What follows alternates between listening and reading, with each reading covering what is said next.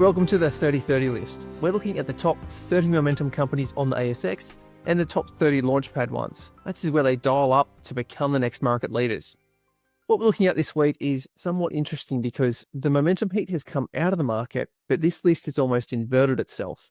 And Gary's going to explain to us, well, how that has changed, how we seem to have more momentum, more opportunities in the launchpad, and the momentum leaders are looking less, well, inspiring.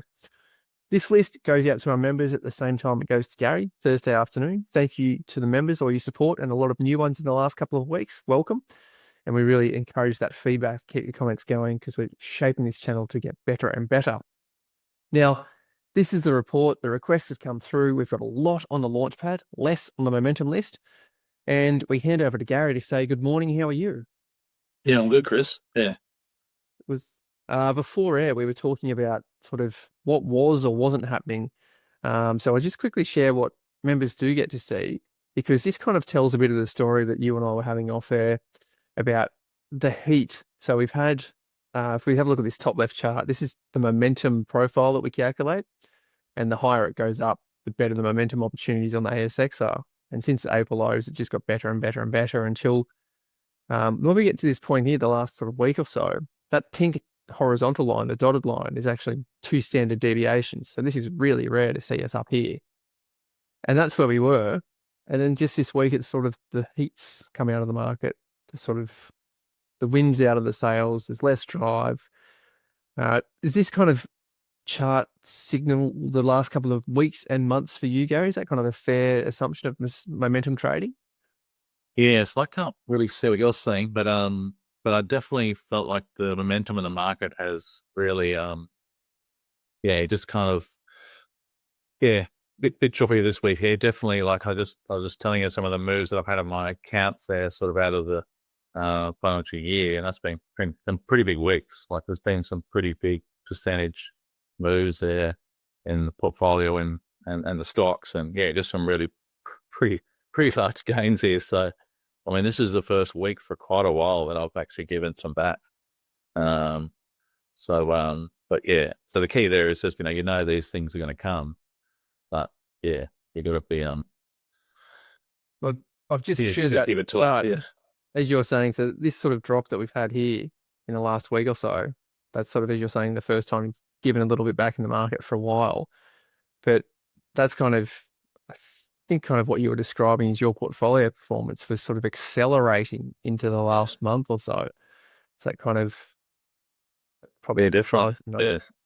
Yeah. I mean, out of the June 30 has been pretty awesome.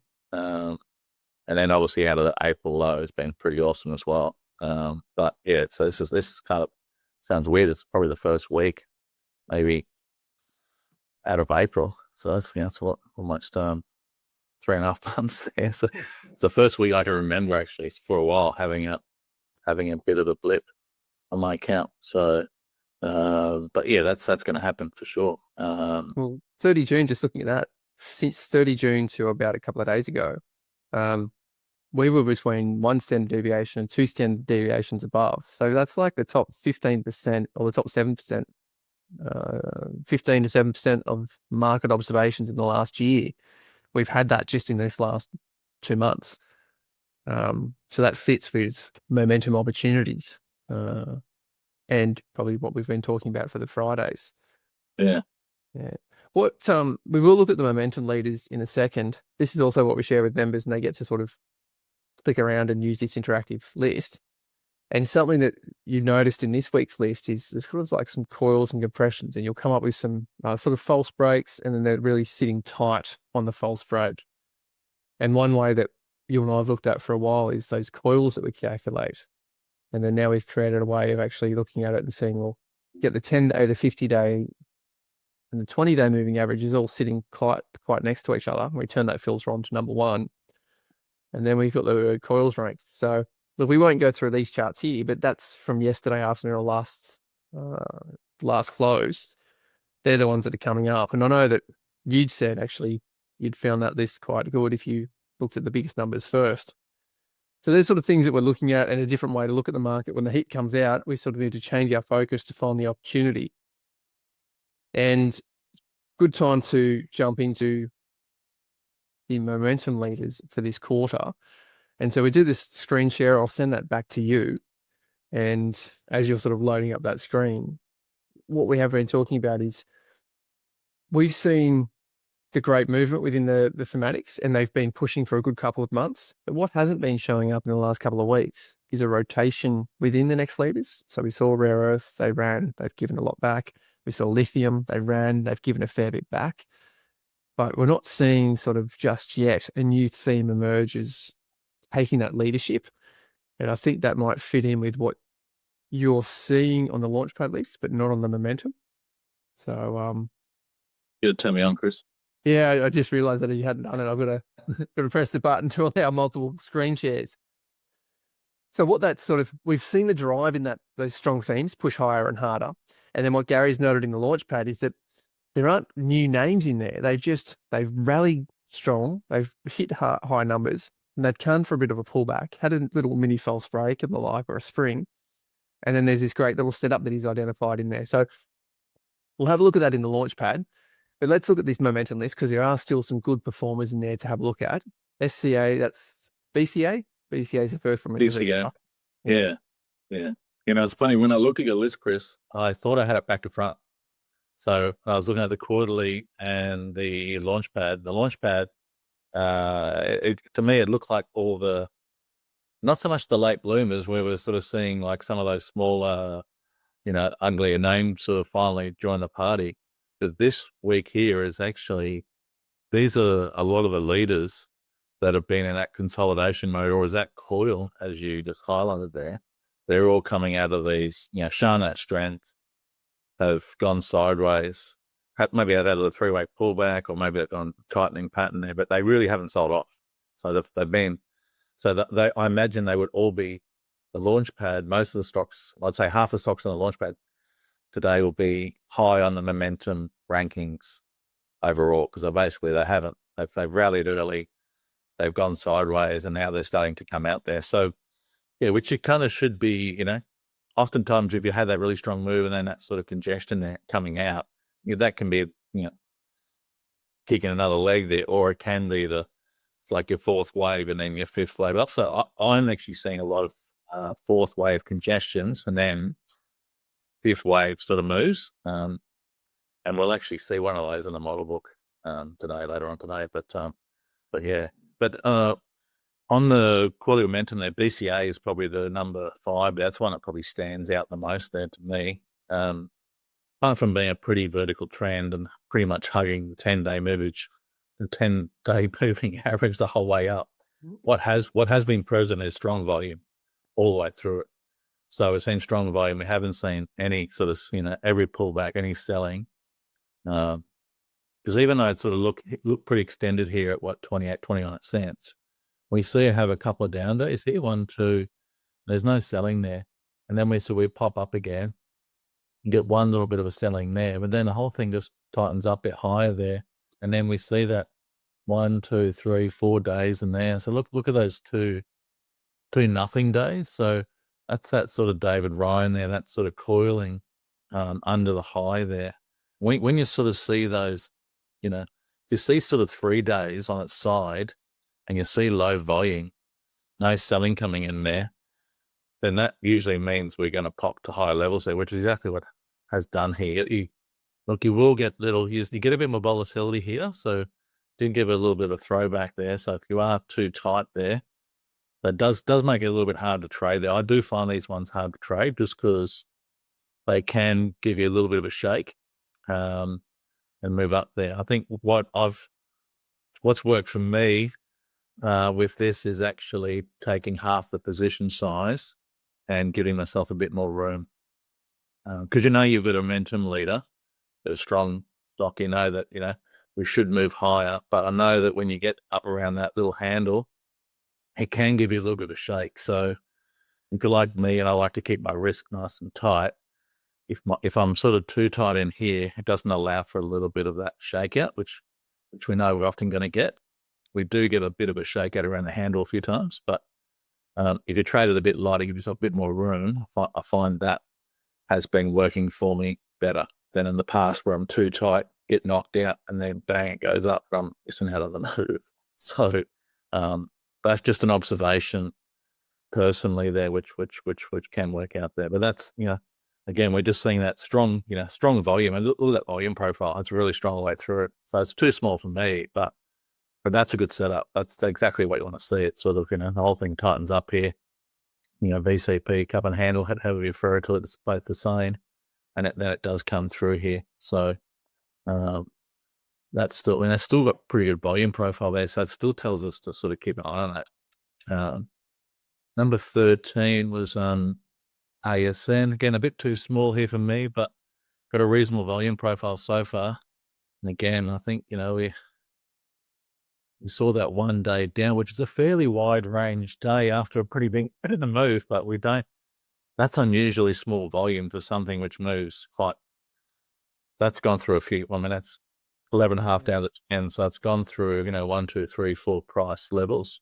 So without attracting too much volume there. So that's, and then we have 2 days inside here, no volume as well coming in. So it tells you no one wants to sell this. So, and away it goes. So it's still pretty strong as well. Again, a bit too small for me.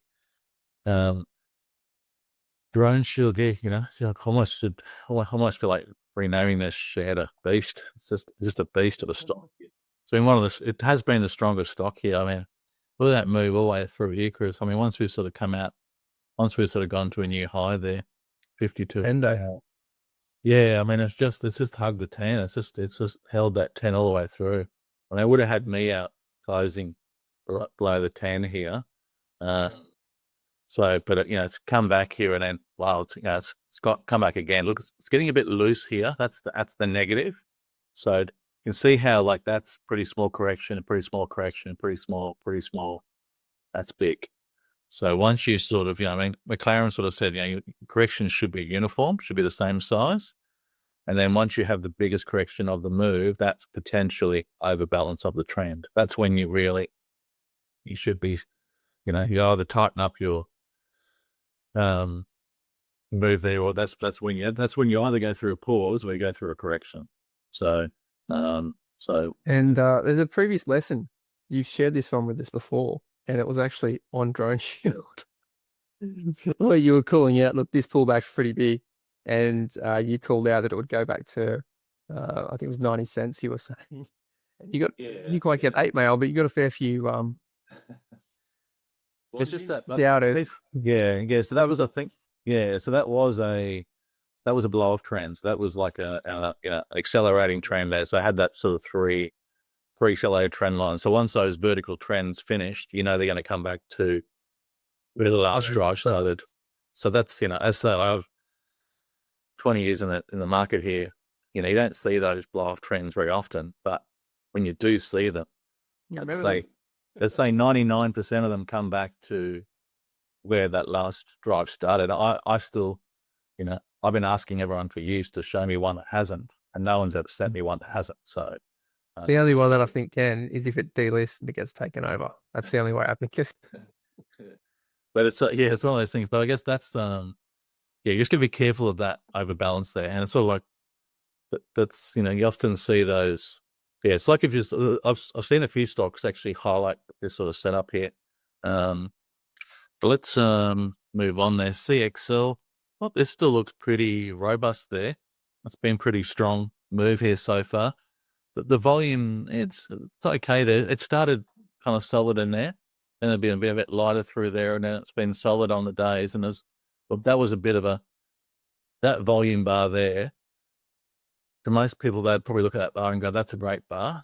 It's run and it's a big volume bar. But after you've been running, and then pop, big volume bar, that's a potential sign of exhaustion when you see that, So, it's not the heaviest day of the year there, but there's a few other big days in there.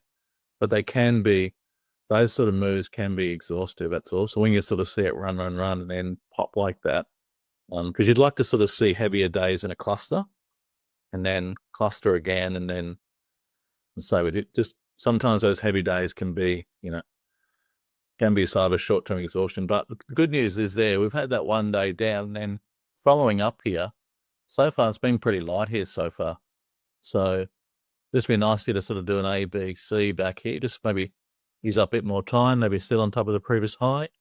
But so far we haven't seen an aggressive selling following this pretty strong trend here. So that is kind of constructive. Mesoblast is the one I sort of mentioned previously. So sort of, I do have a holding in this. So I did trade some out of this little spring here, and I've added back here on a bit of a pullback. Yeah, it's not looking a bit messy here. It's sort of overlapping as well, but just think you've seen it have a pop and then consolidate, pop and consolidate. So I expect this to consolidate a bit longer here. Wouldn't surprise me if it does some sort of ABC as well, or maybe use up a bit more time. But I do think this is a bit of a game changer for the stock here. It's just, how do we sort of add to it? I mean, I'd love to sort of see some sort of sideways consolidation like that. It'd be nice. Just sort of, track in here and then move it. The October 24 kind of thing on the left. Yeah. It's hard there. I mean, you've got to go back and sometimes you go back and study the sort of stronger names there. So go back and look at 360 and 0, some, or even sort of same stocks with same sort of prices there, maybe same industries, how they trade, or go back and look at Mesoblast the last 5-10 years, see how it trades, which MA it follows. So it doesn't sort of, I found it actually tends to undercut quite a few of them. So it's not, with like Drone Shield is like 10-day moving average. Some other stocks are like on the 20. They have that. This one's a bit choppier here, I've noticed. So he's going to make it a bit trickier to trade here, but it does tend to have a few little sort of consolidations there. So yeah, definitely watching that stock there, but I'd love to see some sort of 3-wave pullback and a little B wave and then try and add to that. So, but I do have a small position, a modest position, but I'm looking to add to that once I get a good setup. G50 is a bit of a high tight flag here, Chris. Again, we've had some okay volume. It's a bit small, the volume is okay here. It's not bad. Nice and tight here so far. We're not sort of seeing any sort of sell off there. So it's always sort of best to sort of zoom out and sort of see. Yeah. But, it has been a bit spiky in the past, this one. It's spike up and fade there. So but that is probably one of the heavier volume prints that we've seen on the stock. So that gives me, that's more interesting than we've seen for the stock for a while here. So we watch this one here, but it won't be the easiest to trade there. You can see how messy and tricky the stock is, but doesn't look too bad there. QOR. 52-week high we mentioned previously. It's the thing about, no one wants to buy these markets going to new highs, but when we see that sort of break to a new high, this day here, I think might have closed on a new high there. Look at the volume too. We've got this, essentially a bit of a handle here under the high. Yeah. Big volume print as well. That's, that's a strong signal there. I mean, that would have been a good day to buy here on the close there. 51 cents there. So good volume and didn't give much back. It didn't feel like time under 60, and that's a lot of volume up there. Yeah, so I think Larry has, I think he's 52-week high. I think he has like a 5% stop or something like that. And then, let's a run here. So, if we're using the 10 or the 20, but yeah, so it's moved out there quite nicely so far. BTM. So if I was using that, say 5% rule there, Chris, and if I got a 10% move, I'd probably take half off and then move my stop to break even and hopefully let the second half run, something like that, or maybe 2.5 times or whatever my risk is, So, but what else we got there? ATX was the last one there. This one's interesting to me just because it's had a pretty good volume move. It's had a big move. Obviously, it's gone over 100%. So pretty chunky volume all the way through here. So far, look, it's been a few down days in there, but not really heavy here so far. Has seen a bit come in late here and then tried to rally here a bit low volume there, but I was kind of watching that level there. I would have loved to have seen it sit on top of that 24-cent mark there, but the candle just flutter just below it. But, so far it's staying in the top half here. So interesting one here. But yeah, it might need more time there, but I thought that's it's had that really big burst there. So, it goes on the radar. That's kind of it for me, really. Yeah. There are a couple of requests. We might be able to jump through them quickly. One that we've seen before, ELS. Yeah. I mean, those military stocks, I mean, they're still sort of humming there. The only thing I'll sort of say there is look at that 1, 2, 3, 4, off the high there. One, next day down, next day down, next day down. So we are starting to see some selling coming in there. So it's, And we haven't seen that kind of amount of selling and volume before. Yeah. And we're getting a bit looser too. I mean, this has been pretty small through here. But this would have chopped me up this day here, just because this had hugged the tan through here, and then would have knocked me out some of the tan, maybe some the 20 there, and it didn't actually close below the 20, so might have kept you half in if you had, say, half on the tan, half on the 20. But you did close below the 20 here this day here, and that was on pretty heavy volume, or it was on pretty heavy volume as well. So but just starting to get a bit looser, these things there. But wouldn't surprise me to sort of see. I mean, there could be a little 1, 2, 3, or this might even have another attempt at the high Chris as well, because that's, to me, that's probably more overlapping high than that's a sort of secondary high there.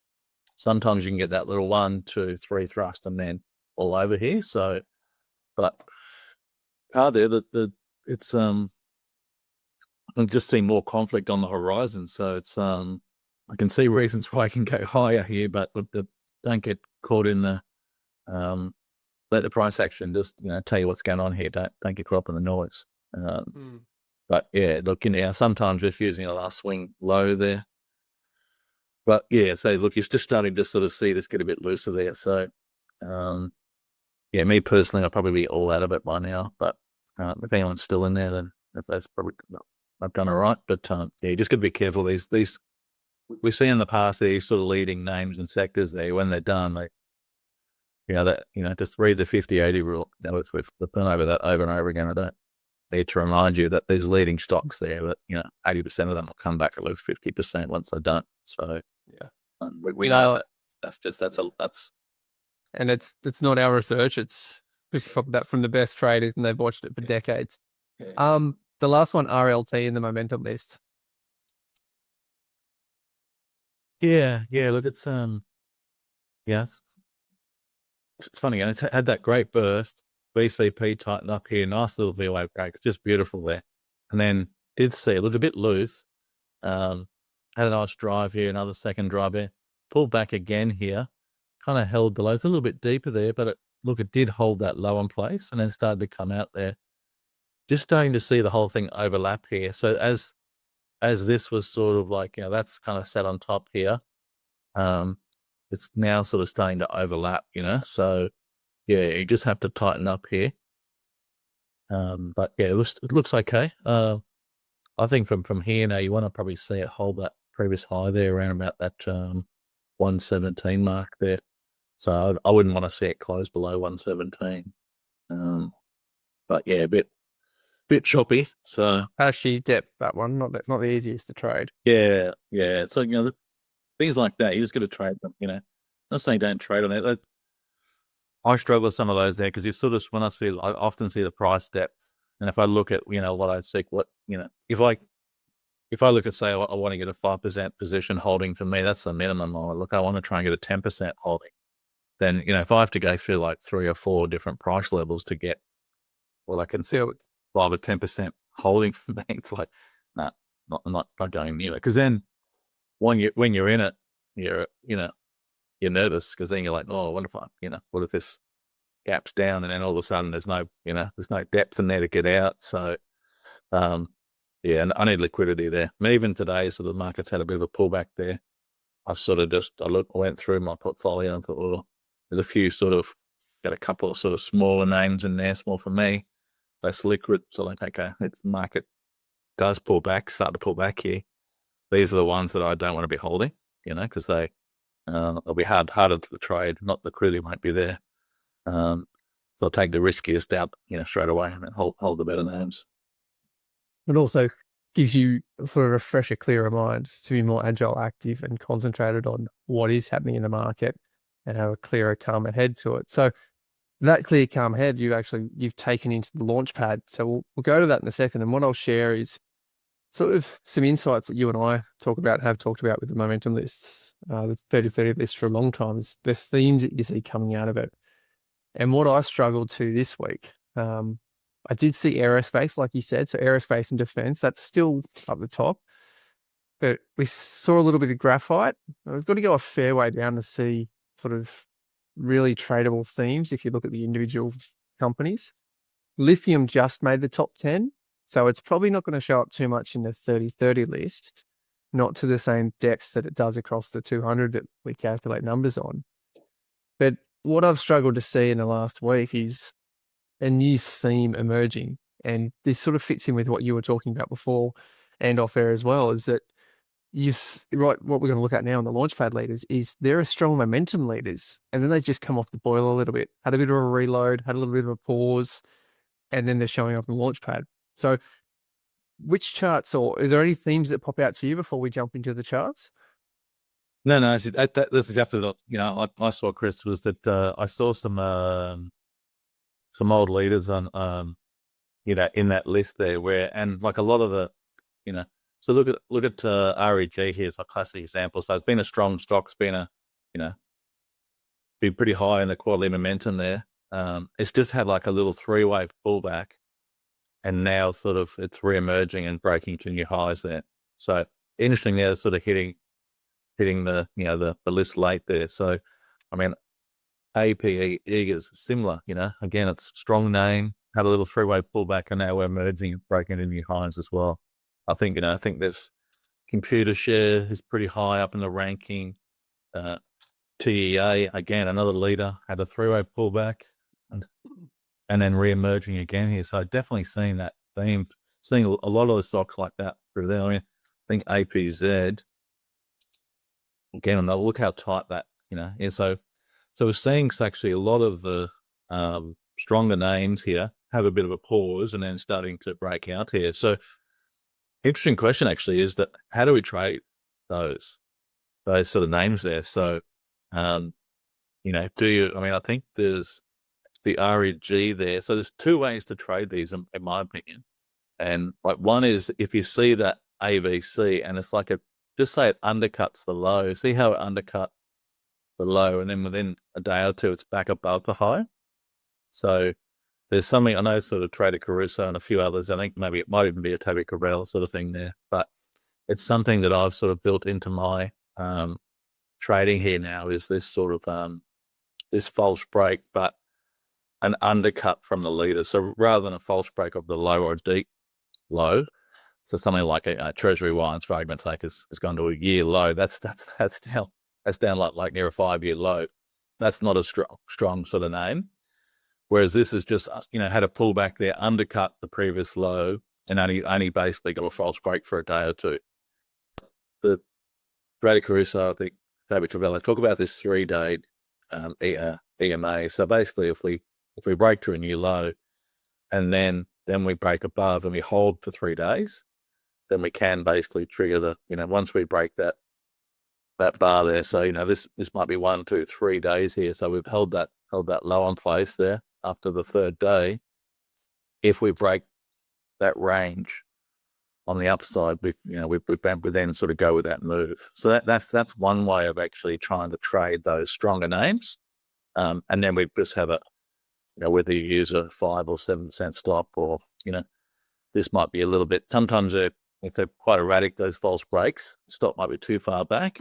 Well, we can either trade smaller with a wider stop, or we trade the size there and we just give ourselves stop in between that. But that 3 in EMA, that false break, is one good way to trade that sort of setup there. The other way is to sort of look for some sort of B wave in here. So if you sort of, maybe you have a little bounce and it can congest and then come through there. So look, you can argue that little day there had a pullback, once you sort of break through that high, that could be a bit of a trigger there. It's not the cleanest B wave.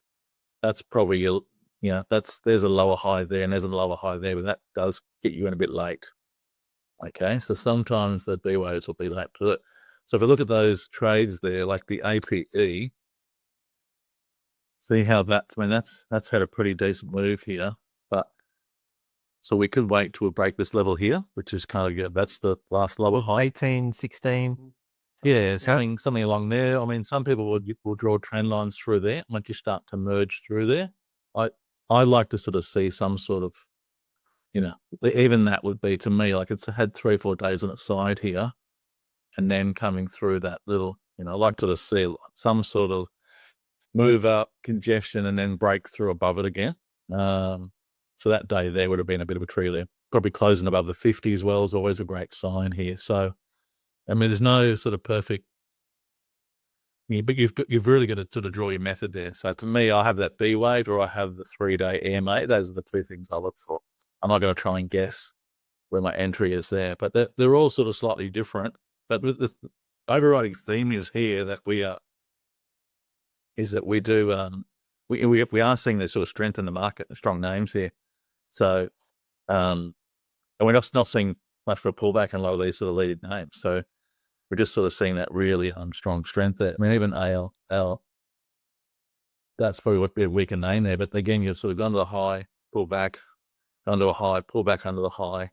We're having that 3-wave there, so pull back. So just seeing this sort of theme through probably half of those stocks there, Chris, is that we are sort of seeing some old leaders there, sort of, just emerge here, starting to break the new highs here. So, that's pretty interesting to me. Yeah, that is absolutely fascinating because often we'll see some microcap companies in here and then they just have real big flash in the pan movements out of deep, deep lows. But we've got a real depth of pretty good quality names in here, market leaders that we've known and seen for some time. So JB Hi-Fi, it's also coming up on your list here. How would you look at that one? Yes, I mean, see how it's had like a little A, B, C down here. So the whole thing stayed really tight there, sat on top of the previous highs. So even the short-term high, it sort of stayed on top of that sort of short-term high there as well. So again, you're just seeing some of these leaders there really not give up much gains at all, and stay pretty tight in the range there and then coming through. So again, I mean, I personally like to sort of see some little, some high broken in there. So that's the last little swing high. There's 108.05. So I'll be trying to buy the breakout of that. But then, again, you got to realize these things can be sort of false waves like this here. Then, it can break a new highs there, but maybe they're not going to have the massive moves because you're already pretty extended. But the 5th waves they can still have a reasonable move here. So just might be up parameters. Maybe you got to be a little tighter or stuff there, but you're still traders. I mean, this is what, like the leaders are trading. I was reading something on someone was talking about, Christian Kalamagi and stuff there, all these different techniques and stuff there. But the one overriding principle which people overlook is that he's just trading the strongest names. So you've got all these different techniques there, but the one thing it doesn't change for him is he's only trading the strongest names in the market, the ones that are holding up the best, the ones that are not showing weakness, the ones that are showing relative strength really high here. So he just stays at place for the strongest names continually. And that's, for anyone who's new to that, that's the first 30 list that we go through is about the top 5% of the ASX. So that's the list that we share. So JB Hi-Fi Launchpad strong. And you're talking about these sort of coming down, almost like the spring. Yeah. I mean, I think it's sort of like even PME. Look, I mean, look how tight that sort of stayed under the high here and then it's come out. They still can have a decent move. I mean, this is still tight there now. I think Technology One as well, man. That's still tight as well, Chris. We're seeing this theme through a lot of these strongest names there. They're all staying tight here, and kind of re-emerging here. So I'm just seeing that everywhere here. Aussie Broadband was one that I did buy out of off this low here. Has sort of, again that GAN principle there. Once you've had 1, 2, 3 tests the high, you go through the fourth attempt there. 9 times out of 10, you're going to go through it. So that's exactly what we've done here. So that's had a fair move as well. SNC, that's a 52-week high for the stock as well. So a bit of a smaller name here, but do have some okay volume there. But that's a bit of a breakout. Too small for me personally. I think LKO, a bit small here, but this is a new name, so it probably just kind of goes on the watch list for me just because I like to see what IPOs do. I'll sort of settle down at some point. MCE, bit of a VCP in there, maybe a little loose, but yeah, the volume profile is pretty solid there. We're seeing good volume on the rallies, pull back a lot of volume, good volume on the rallies there. It's a bit small for me, a bit loose, but looks okay.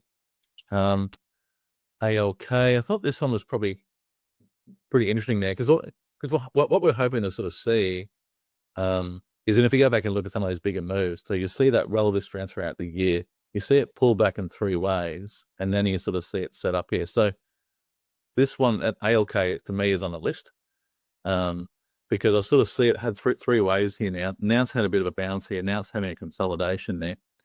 So is that created a B wave for you as a bit of a target? Yeah, exactly. So now we've had a good rally here on good volumes. That's healthy volume as well. So that looks pretty solid. So now we're sort of congesting here. So now we've got a B wave break here to sort of watch for in the future. We can sort of congest here. And then but we also want to sort of zoom out and sort of see, is that pullback anywhere relevant on this trend? So we can see that it's sitting on top of this previous high. So that is at a relevant point on the trend as well. So 3-way pullback, set on top of the previous high. Still a pretty solid upward trend here in the short term. We've got new highs here. So that's definitely going to be on the watch list here now. And we're just watching for a setup here. It's a little loose, a little high in the range. You'd probably like it to see a bit lower here. But yeah, it just goes on the watch list there. Those are sort of setups that can go through the. I thought Premium Investments was interesting there, Chris, because that's sort of been trending down here. Kind of reminds me of CSL there. We sort of had that big pullback, medium pullback, shorter pullback there. So we did come through here, did break this level here. And we've had some okay volume, had some good volume at the lows here as well. Some lighter volume here. See those 2 days there? Pull back there. Don't sell it. Higher volume. Yeah, then we pop the next day there. Looks okay. That looks interesting there because a bit of a VCP happening, similar to sort of CSL, which you're looking at sort of CSL previously there that had that pullback, narrower again, even narrower again, and then we pop through it, and then they can go. So BNV's interesting for one of the bigger stocks there. Retail sales number was pretty good the other day. We've probably got an interest rate coming as well, which is probably going to help the retailers there. If the market can hang on here, it might have a chance of going up here. Yes, RBA commentary this week, all but signalled we're doing it. They don't expect any surprises this month. Yeah, the AELL was interesting there because obviously had a probably larger correction than you'd like to sort of see into April. But then the whole thing's tightened up, and now we're sort of breaking through it here. So yeah, this has broken out of this level here. So that's pretty interesting. Yeah. So there's still a fair few larger cap names in the list that we're not used to seeing. So you still got your Collins Food Group, an Event, Hello World. Have you got any thoughts on those ones? Yeah, I thought this was, it showed the strength there, but it's got a bit loose. So did pull back in 3 waves and try and rally again, but just that move's a bit large there. So just didn't thrill me, the big gap there as well. So, and that's a show of strength, don't get me wrong. But yeah, you're just sort of looking at what's possible on the upside there. So look, this might need a bit more time here before it goes up. And that's a nice strong bar, don't get me wrong. You normally sort of get bigger moves, but after you can go through a consolidation first there after that move. So yeah, we watch it, but not jumping out to me too much. I saw Nick Scali, another retailer on there. It's got them in there. Nick Scali, JB Hi-Fi, Templar Webster. They're all holding pretty firm here. They're not showing too much weakness as well. So we just saw even ResMed. This is the classic. This is a setup we should be looking for. Is this big sort of cup here? See how it stayed under the high here. Then it has this little ABC there. Yeah. Little C wave, but little ABC here, and we start to come through here. That this is, if you see this setup here, you know, that sort of big cup there, and then you have a little 3-wave handle, and then you start to come through here. And again, I'll be looking for a little, you know, could draw your little trend line through here, or just breaking it. That's diminishing volume in that trend line area too.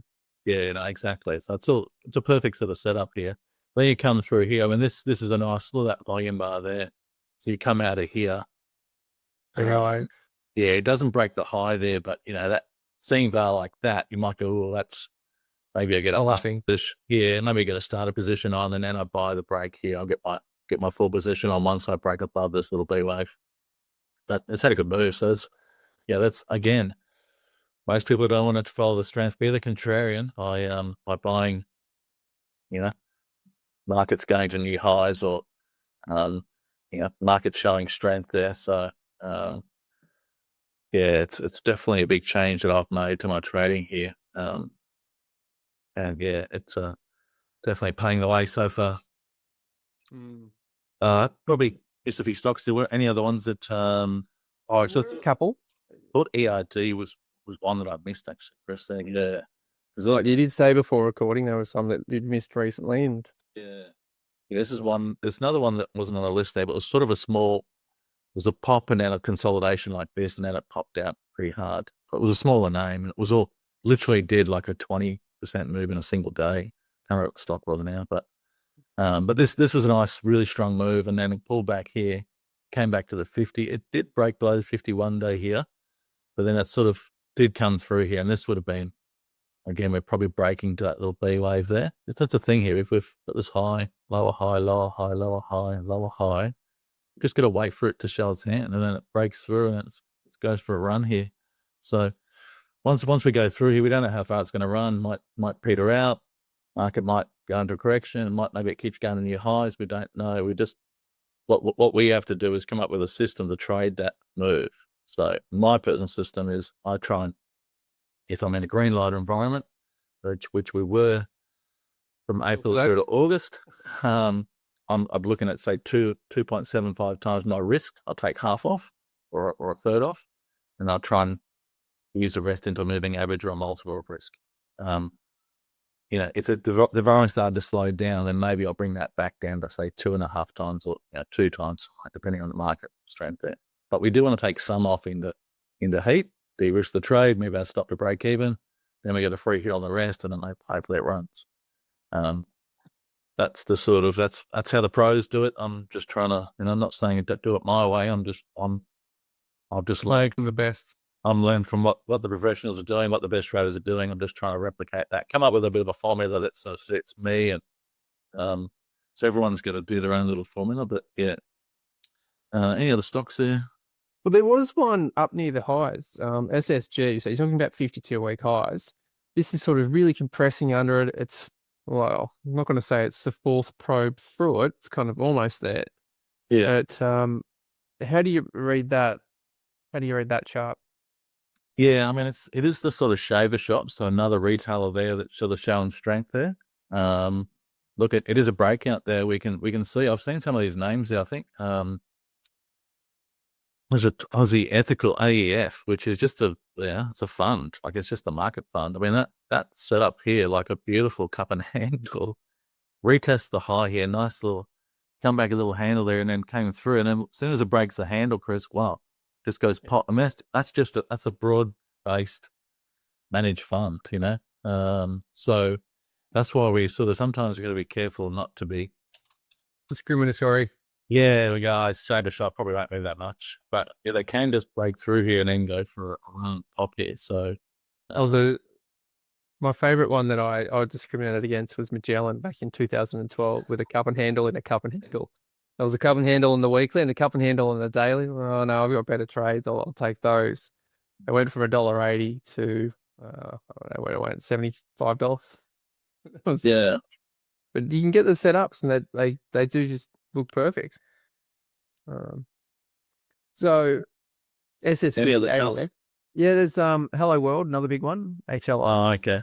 Yeah, it's had a pop in a consolidation now, so it looks okay. The sector's actually coming under a bit of pressure there. I think Flight's going to have a bit of a downgrade. We've got, because of the escalation and all the wars going on around the world there, it is affecting travel. So Yeah, so that's kind of the sector's not, so it is showing strength in maybe not such a strong sector. So that's okay, but that's not going to get my money because I like the Stan Weinstein rules. I want to be buying stocks in the strong sectors. So because my returns are going to be the chance of success is going to be a lot higher, and my chance of actually getting bigger returns is going to be a lot higher. So, yeah, so that's not a bad setup, but yeah, Not right now.